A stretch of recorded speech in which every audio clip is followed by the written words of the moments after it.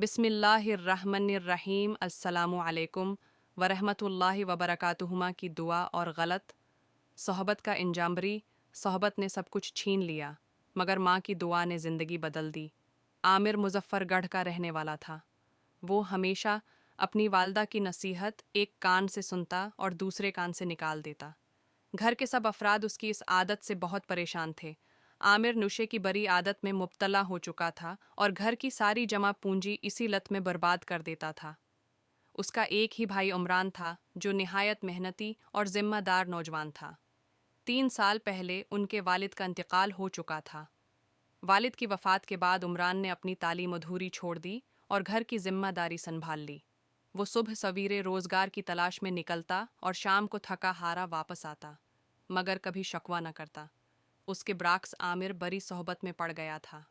घर वालों ने उसे बारहा समझाया, मगर उसके कान पर जूं तक न रेंगती। उसके दोस्त उसे उसके घर वालों के खिलाफ भड़काते और वो उनकी बातों में आ जाता।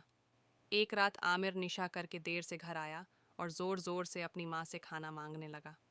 माँ ने आहिस्तगी से कहा, आमिर बेटा, घर में कुछ खाने को नहीं है। ये सुनकर आमिर तेश में आ गया।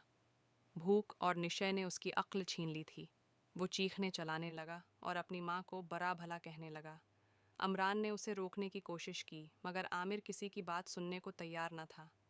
गुस्से में आकर उमरान ने उसके मुना पर थप्पड़ मार दिया। माँ ये मंजर देखकर बलक बलक कर रोने लगीं। अगली सुबह माँ ने आमिर से कहा, पहले कोई काम करो, कुछ रकम लाओ, तभी घर में खाना पकेगा।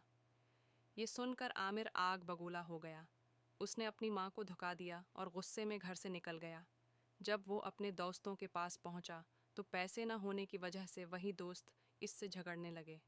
बात हाथापाई तक जा पहुंची और उन्होंने आमिर को इतना मारा कि वो जख्मी होकर गली में बेहोश पड़ा रह गया। इसी दौरान इसके चचा करमदाद वहाँ से गुजरे। उन्होंने आमिर को इस हालत में देखा तो फ़ौरन उसे अस्पताल ले गए और घर वालों को इत्तला दी। ये खबर सुनकर माँ का दिल घबरा गया।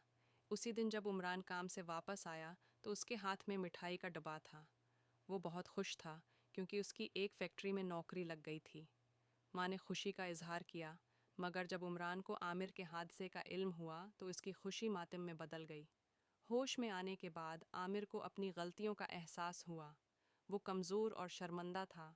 उसने अपनी वालिदा के कदमों में गिर कर अपने बड़े रवैये और बड़ी सोहबत की माफ़ी मांगी। माँ ने आंसुओं के साथ उसे मुआफ़ कर दिया। कुछ दिन बाद आमिर ने एक सरकारी स्कूल में दाखिला ले लिया और दिल लगाकर पढ़ाई शुरू कर दी। वक्त के साथ साथ उसकी आदतें बदलने लगीं और घर के हालात भी बेहतर हो गए। ये कहानी हमें सिखाती है कि बड़ी सोहबत इंसान को तबाही की तरफ ले जाती है, जबकि माँ की दुआ और मेहनत रास्ता बदल सकती है। जो अपनी गलतियों को मान ले, अल्लाह उसे नया मौका ज़रूर देता है।